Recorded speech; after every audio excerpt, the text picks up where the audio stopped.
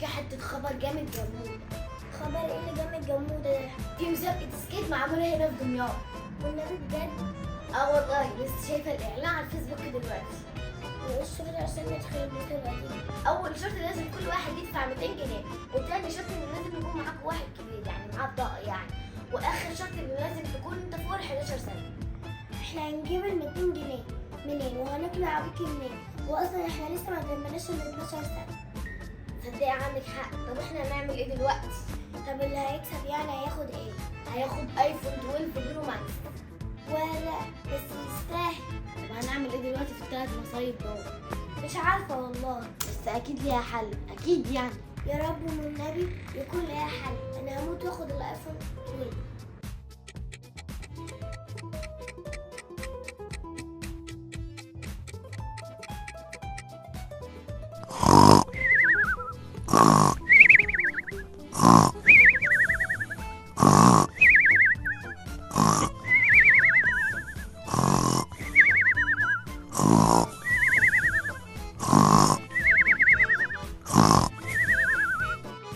بصي يعني مفيش حد هيعرف يساعدنا غير الخسيس اللي نايم ده. هو خرتيت فعلا، بس هيساعدنا ازاي؟ ادهم معاه فلوس كتير قوي في المحفظه، يعني حوار الفلوس ده ضامن، وكمان لسه مطلع بطاقه، يعني حوار البطاقه ده كمان ضامن. بس حوار العمر محلول. بس هل هو هيرضى يساعدنا ولا لا؟ والله هو لو عرف موضوع الايفون ده هو اللي هيجي على طول.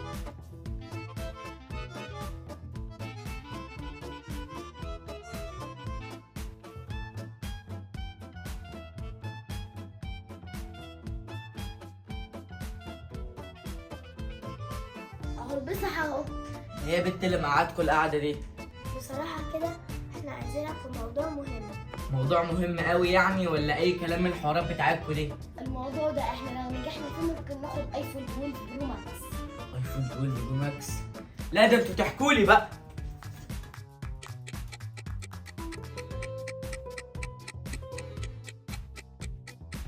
وبس كده. انتوا عايزين بقى تفهموني انكم محترفين السكيت في مصر كلها وهتكسبوا المسابقه دي صح؟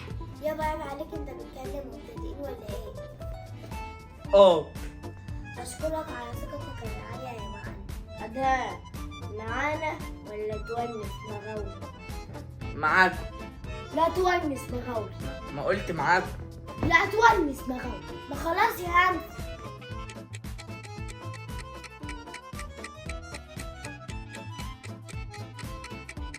السلام عليكم ورحمة الله وبركاته. النهارده مسابقة السكيت الدولية بدمياط الجديدة، والمسابقة تبتدي كمان ساعة بالظبط. ودلوقتي المتسابقين هيعرفونا عن نفسهم.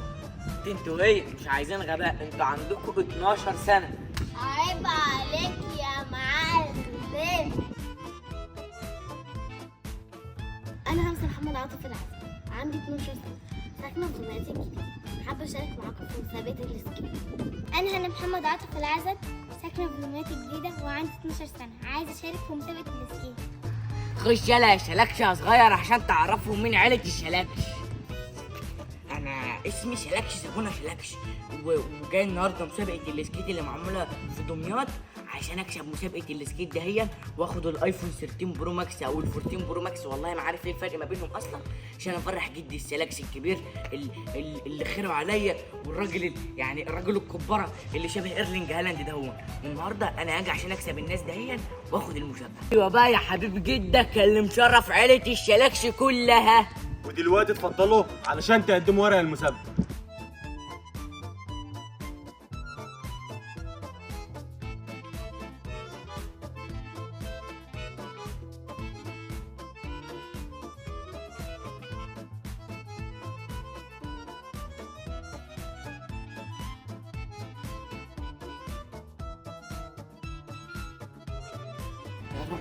يا رب وفق اي حد من البنتين دول يا رب وناخد الايفون يا رب. يا رب نكسب الايفون يا رب. يا رب الشلاكش الصغير يكسب ويفرحنا يا رب.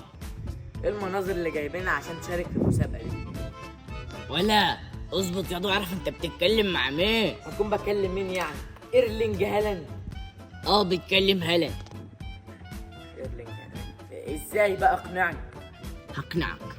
مش لست عبد البلف اما كان بيجيب سيره الولد اللي اسمه هالاند مهاجم مانشستر سيتي كان بيقول اسمه الشلكش وانا اسمي الشلكش. شفت بقى اللي انا هالاند.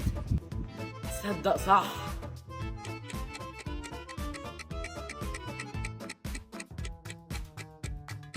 يلا المتسابقين يجوا علشان نبدأ السباق. السلام عليكم ورحمة الله وبركاته. ازي حضرتك يا عم الحكم؟ نعم يا باشا. من الآخر كده الليلة دي تخلص بكام يعني؟ ازاي يعني؟ مش فاهم. يعني يا اخويا الواد الصغير عايز يفرح وانت كلك نظر يعني. مش فاهم برضو، أرجوك توضح لي أكتر. يا دي النيلة، تاخد كام وتكسب الولد الشلكش الصغير؟ إيه؟ رشوة؟ اسكت يا عم الله يخرب بيت امك هتفضحني. هديك 1000 جنيه. أنا محترم يا بيه. هخليهم لك 2000 جنيه. أنا شريف. 30000 جنيه. أنا معاك. ألف مبروك الواد شلكش الصغير. هو ده الكلام. ويل دان.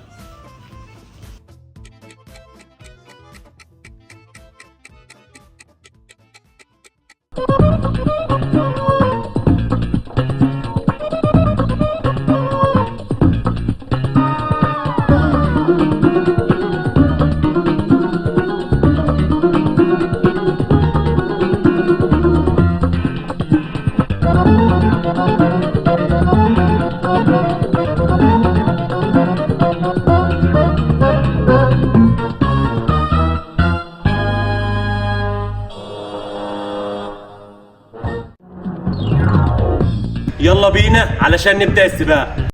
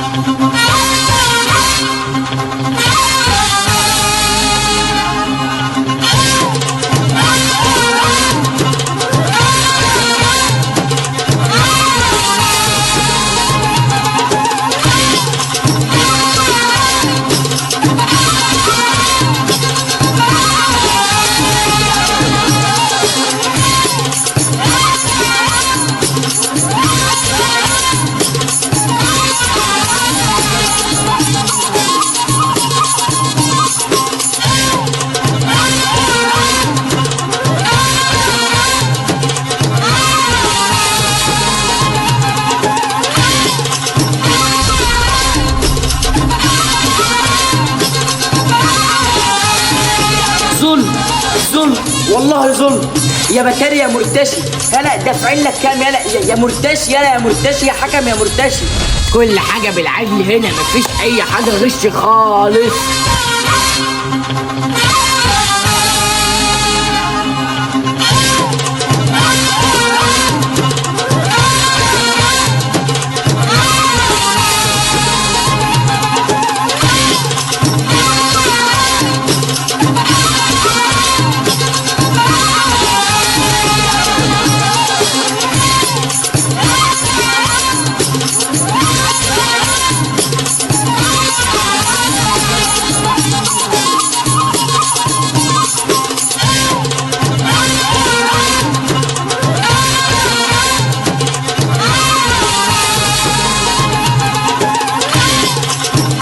تعبت وربنا نصرني، بدعوة أمي قدرني، وأفرح القلوب دي، وحلم العمر حققته. اشتلكش التوب والباقي فوتوشوب. اللي فيها حريفه سكيت، تعالوا ده انا هنفخ.